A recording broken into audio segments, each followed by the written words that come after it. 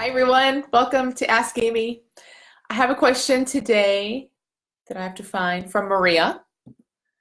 Maria says, I've suffered with insomnia for over 10 years now. The smallest, most minute thing triggers it off. I know that it's happening automatically now as a habit. It feels like the end of the world and leads to depression. Any advice would be helpful. So, Maria, I like how you say, because it gives me an in to talk about, the smallest, most minute thing triggers it off. And you see that this is happening automatically. And this that's happening, I guess, right, is that your body wakes up, maybe your mind wakes up, and it feels harder for things to kind of just shut down and relax, right? So it's great to see that it sort of just happens automatically as a habit. It might feel hopeless or like, I mean, sometimes that's not great news when you're in it. It feels like, oh my gosh, this thing, it like has me and it just ascends upon me and it does all this stuff to me. It keeps me up at night and it leads to depression. I get that. I get that can be our experience of it, but I want you to keep it for a minute here. Keep it at what's happening, like to the machine of you. Because you are a machine. You are a machine having an experience, right? So the machine of you, yes, habitually kind of gets woken up and energized and whatever happens so that you have a hard time sleeping. It feels like the end of the world and it leads to depression and it's triggered by all this other stuff. That's different. That's experience. That's your mind. Listen, it's not your mind like doing that, right? But just see if you can really feel into this distinction. There is a fact, a neutral, believe it or not, neutral fact that sometimes at whatever time we're supposed to be sleeping, you're not sleeping, like that you don't sleep well. That's a neutral fact. And then there's all the experience and even the whole trigger thing, all this meaning and cause and effect and depression, and it's a bad thing and it's the end of the world. That's all coming from thought in the moment. And that can be habitual too. So of course, your mind goes to the same stories over and over again. But I really, really want you to see how in some ways, like our body and our mind are not separate. Our whole experience of our body is coming from our mind. Like it's all one thing. But for the sake of kind of looking at this, I think it can be super helpful to see it as a little bit separate, just not because it is, but just as a way to look at it. So again, your body's just doing what you're doing, and that's just a fact. Your experience of it and everything you said about it, what causes it, how you feel and all that is coming from thinking. Now that might be habitual, for sure. It might be similar each time around, but it doesn't have to be. It doesn't have to be. When our thinking is habitual, on some level, we've bought into it as true. When it's habitual to the point that it bothers us and we feel locked in it like this, right? It's the end of the world, and it leads to depression, and it's all this horrible stuff. We've bought in, we're kind of tangled up in the story and the feeling and the content of our thinking to the point that it just looks true. Nothing else would have this like that makes sense as to why this feels like depression, like the end of the world and leads to depression. You see that?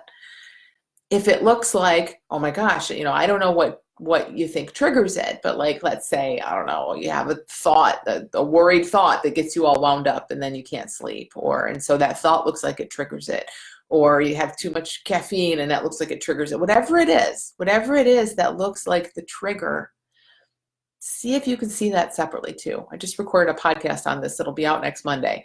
There's no such thing, like things like that don't trigger other things. It's our mind trying to draw a connection so we can figure out life so we can sleep. We want to figure out life so we can sleep, so that we can never be depressed, so that we can be happy forever. And in that, and it's not just you, Maria, not at all. Everyone's mind is doing, it's not any of us, it's our minds. It's just how a mind works. It's just what they do.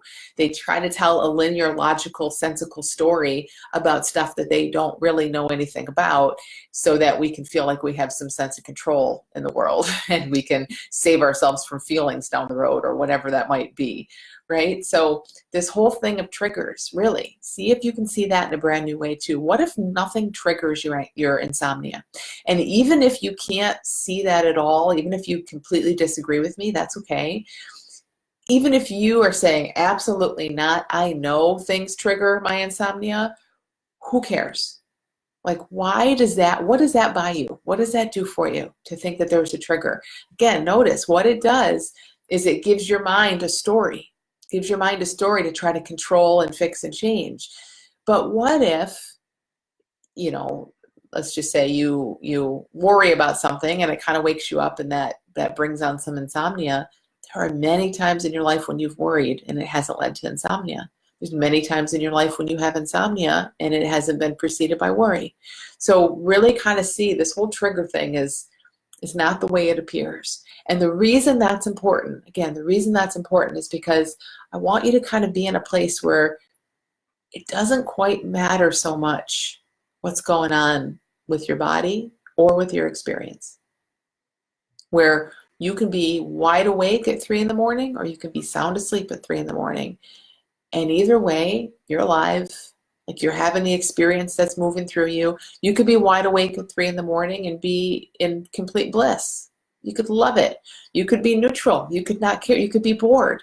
You could be awake at 3 in the morning and be like, 3 in the morning again. Or you could be awake at 3 in the morning and feel like it's the end of the world and this is starting my next episode of depression, which is how you say it's been. I really want you to see the independence of that. Now, you don't have to get yourself to be bored at 3 in the morning or to be happy at 3 in the morning. That's not at all what I'm saying. I want you to see that any of those are possible because they truly are all the time for any of us. Insomnia doesn't cause anything besides lack of sleep. Even like lack of sleep doesn't cause anything. It doesn't make you anything the next day. Not even tired. Not even tired, honestly. Now, again, they may be correlated. There's a higher correlation, like there's a higher likelihood that if you get no sleep, you're going to be more tired the next day. That's a higher likelihood. Is being tired the next day caused by no sleep? No, because there's many moments in that next day when you have no sleep, when you are not experiencing tired. This is big. It's kind of hard to get our heads around a little bit. So for everyone listening, again, this could be anything. We could be talking about anything. This is not specific to insomnia at all. We're feeling like our body's doing stuff. Our life is happening. There's circumstances, there's stuff unfolding. And our experience of it can be anything, always. It's the trigger question said in a different way. Like this happens, it doesn't make this happen. It really doesn't. There are no such thing as experiences or things out in the world or things in our body triggering something else. Like it causes that. It just doesn't really work that way. Stuff happens. Sometimes stuff co-occurs regularly.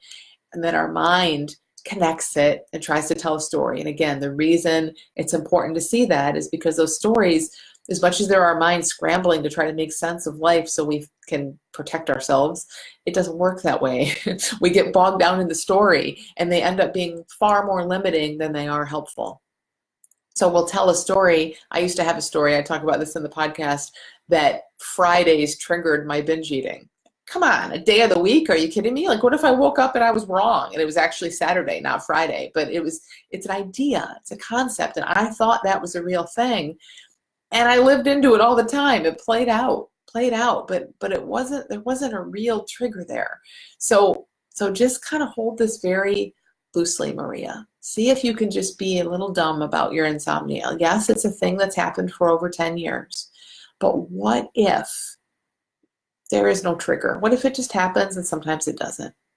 What if it doesn't feel like the end of the world? Sometimes it might, many times it may not. What if it doesn't lead to depression? Some moments you might feel depressed over it. Some moments, many moments, you don't.